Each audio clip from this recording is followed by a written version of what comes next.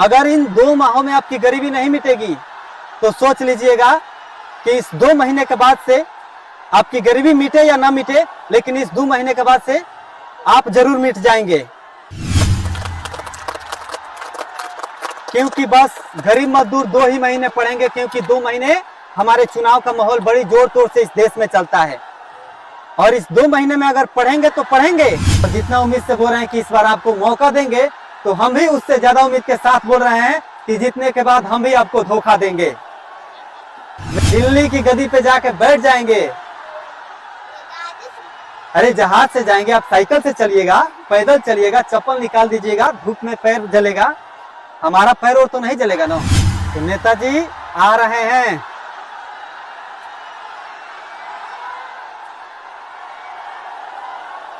मेरे तरफ से आप सभी गरीब मजदूरों को इस जनसभा में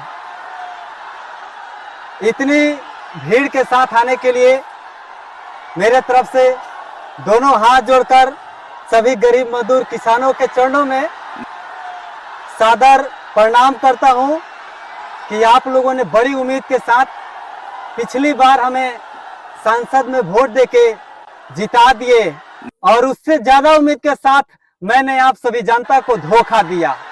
उन सभी चीजों को आप लोग सभी लोग भूल करके फिर से एक बार बड़ी ही जन सैलाब के साथ उपस्थित हुए हैं। मैंने पिछली बार इस क्षेत्र से चुनाव जीत कर गया और एक आपदा आ गई, जिस आपदा का नाम था कोरोना, और उस कोरोना की वजह से मैंने आप सभी गरीब मजदूरों का मदद नहीं कर पाया। लेकिन उसमें कितने गरीब मजदूर इस दुनिया को छोड़कर चले गए, मैं उनकी मदद नहीं कर सका, मुझे बहुत दुखी हो रहा है। मैंने सोचा कि गरीब मजदूरों की मदद न करें, अपनी जान बचाएं, क्योंकि हमारी जान बची रहेगी। गरीब मजदूर कुछ मरेंगे और कुछ बचेंगे, तो अगली बार वोट मांगने जाएंगे तो उनकी मदद कर लेंगे। लेकिन मैं आप सभी गरीब मजदूरों से कहना चाहता हूं कि पिछली बार तो मैंने आपकी मदद नहीं कर पाया, लेकिन इस बार मौका दीजिएगा तो इस बार जरूर मदद करूंगा। और मैं कहना चाहता हूं कि आप सब जितने गरीब मजदूर हैं ना, आपकी गरीबी को दूर को मैं मिटाने का काम करूंगा। और अगर इस बार जब तक चुनाव नहीं हो जाता तब तक आपकी गरीबी को मैं मिटाने का प्रयास करूंगा। अगर इन 2 माहों में आपकी गरीबी नहीं मिटेगी तो सोच लीजिएगा कि इस 2 महीने के बाद से आपकी गरीबी मिटे या ना मिटे, लेकिन इस 2 महीने के बाद से आप जरूर मिट जाएंगे। मैं आपके साथ खड़ा हूं। और आपके बच्चे जो है ना, इतने दिनों से नहीं पढ़ते हैं, लेकिन अब पूरे देश में चुनाव का माहौल चल रहा है, और मैं आप सभी मजदूरों से कहना चाहता हूं कि अब आपके बच्चे पढ़ेंगे, उन गरीबों के बच्चे पढ़ेंगे, मजदूरों के बच्चे पढ़ेंगे, अशिक्षित के बच्चे पढ़ेंगे, किसान के बच्चे पढ़ेंगे, और पढ़कर जरूर कुछ बनेंगे। क्योंकि बस गरीब मजदूर 2 ही महीने पढ़ेंगे, क्योंकि 2 महीने हमारे चुनाव का माहौल बड़ी जोर तोड़ से इस देश में चलता है।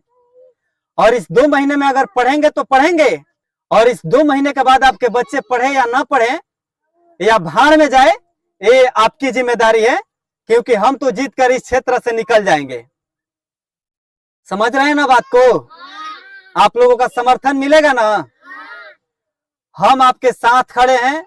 हम गरीबों के लिए आवाज उठाएंगे और गरीबों के हर एक समस्याओं को खत्म करने का प्रयास करेंगे। और इन 2 महीनों में अगर आपकी समस्याएं खत्म नहीं होगी ना, तो 2 महीने के बाद 4.5 साल में आप जरूर खत्म हो जाएंगे। क्योंकि मैं आपसे वोट लेकर दोबारा मिलने वाला नहीं हूं। मैं उसी सोफे वाली गद्दी पे चले जाऊंगा जिस सोफे पे एसी और पंखा चलता है। मेरे पसीने सूखते हैं, आप अपने पसीने उस झुग्गी झोपड़ियों में बहाते रहिएगा। तो इस बार हमें वोट कीजिएगा ना? सभी लोग वोट कीजिएगा ना? आप लोगों का समर्थन है ना? तो आप लोग जितने उम्मीद के साथ ही जन सलाह में शामिल हुए हैं और जितना उम्मीद से बोल रहे हैं कि इस बार आपको मौका देंगे, तो हम भी उससे ज्यादा उम्मीद के साथ बोल रहे हैं कि जीतने के बाद हम भी आपको धोखा देंगे। मेरे धोखा को भूले तो नहीं है ना? नहीं भूले हैं। तो चलिए, हम चाहते हैं कि आप लोग इसी तरह स्थिति में बने रहिए, इसी तरह गरीबी में इसी तरह मजदूरी को करते रहिए, और आगे बढ़ते रहिए, ताकि आपके बच्चे पढ़ लिख लेंगे तो हमारे पीछे कौन घूमेगा? कोई घूमेगा? नहीं घूमेगा। तो मैं चाहता हूं कि 2 महीने अपने बच्चों को पूरा छूट कर स्कूल भेजिए, है ना। और आप लोग चुनाव में थोड़ा प्रचार मेरा करते रहिए कि इस छाप को वोट देना है। किस छाप को? इस छाप को।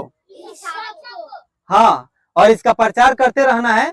और ये नेताजी 2 महीने हमसे जहां भी मिलना चाहते हैं आप लोग मिल सकते हैं, लेकिन 2 महीने के बाद कहीं मिलने का उम्मीद मत रखिएगा। 2 महीने के बाद हम कहाँ चल जाएंगे?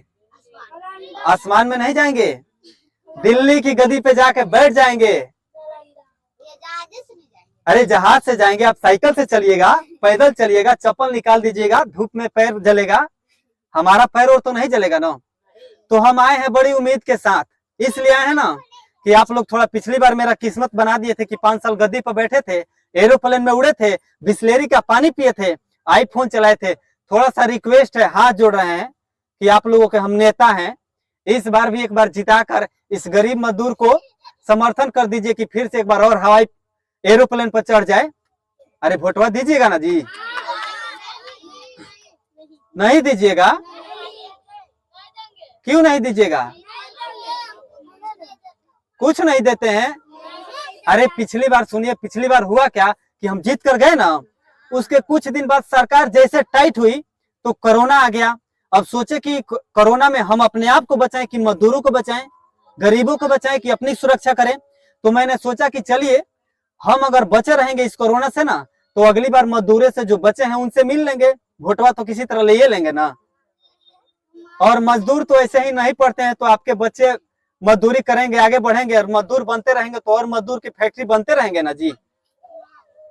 तो मैं चाहता हूं कि इस बार आप लोग हमको एक बार वोट दीजिए, और है ना, एक बार धोखा देंगे आपको, 2 बार देंगे, 3 बार देंगे, 4 बार देंगे, अरे 2-4 बार संसद ना बनेंगे, उससे तो गरीब हम नहीं बन जाएंगे, लेकिन आप लोग गरीब रहिएगा, यही बड़ी बात है ना। तो हम चाहते हैं कि इस बार थोड़ा सा हाथ हिला दीजिए कि इस जनसभा में हम सोच लें, समझ लें कि हमारे साथ आप लोग खड़े हैं।